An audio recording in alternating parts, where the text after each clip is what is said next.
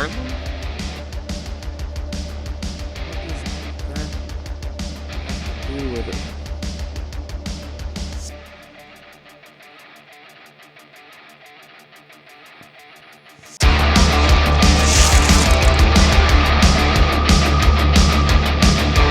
Hello everybody, this is Maniac 4 Bricks, and I didn't think I was going to pick these up.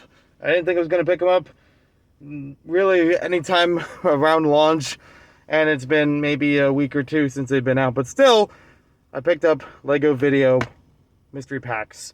I did not pick up the beat boxes because they're $20, and that seems like a lot, unless I have something saved up in my VIP account to nick the price a little bit. I already nicked the price on these a little bit by like a couple bucks, so almost got one half off. But they're pretty much the same all the way around as far as packaging goes.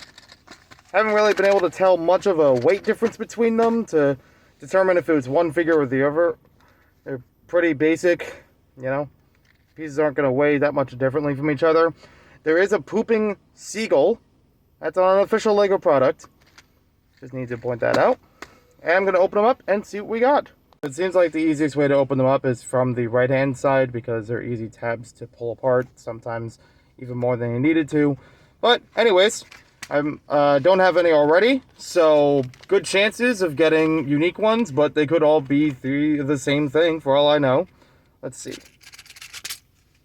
Okay, so I think that's like the samurai looking one. I don't know the names of them. That's neat. Not exactly one of my favorites, but I'll take the parts. There might be some good uses out of the parts. Next up, like a tambourine, kind of genie looking one. Again, I don't know the names, but interesting. Interesting little look. Lego's done a couple different genies, so this is wearing a little thin on me. Again, not one of my favorites. Oh, okay. All right. This one I really want. Probably the most out of the series is the shark-faced one. This is looking great.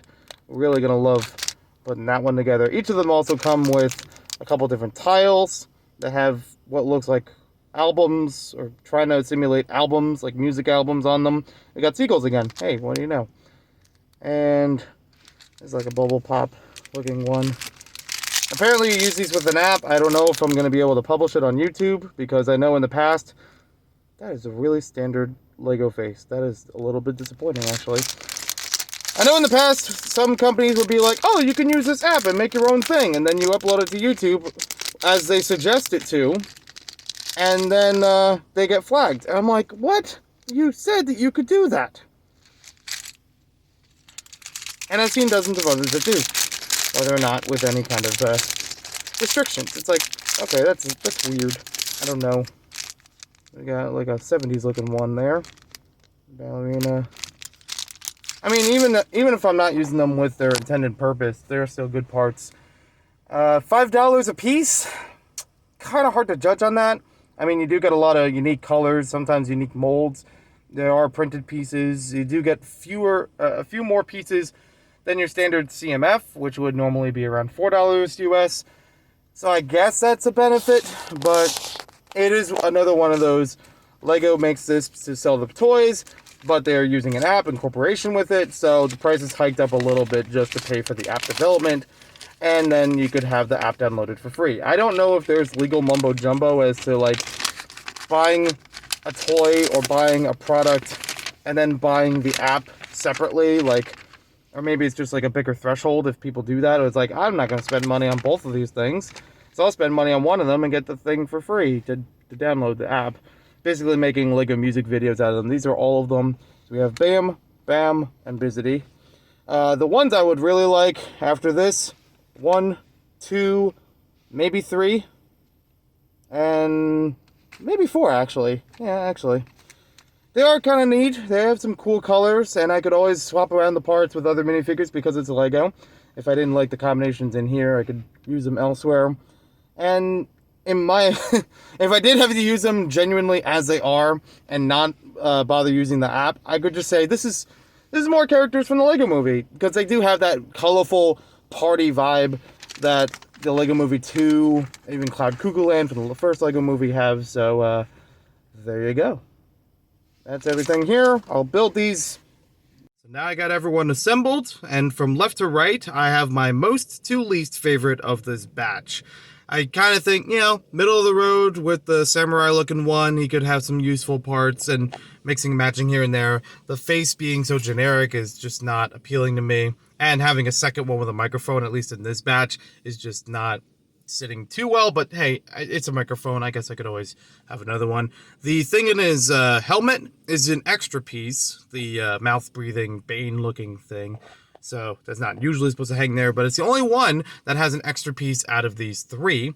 The tambourine genie, I think the tambourine is good. I do like the hairpiece being in a magenta color, but I'm just not a fan of the genie. Seeing so many Lego genies before this, I've just kind of grown weary of, seeing a new one, even if it has different colors. There's a lot of teal and lavender and magenta used in the series overall, not just these figures, but many other ones. Again, having very bright pastel almost colors. And then you got all the albums. So the black pieces that were used were to make the stands for each of these, which is very simple but pretty useful. And then you could just stand them right on top with their albums. So they look pretty good.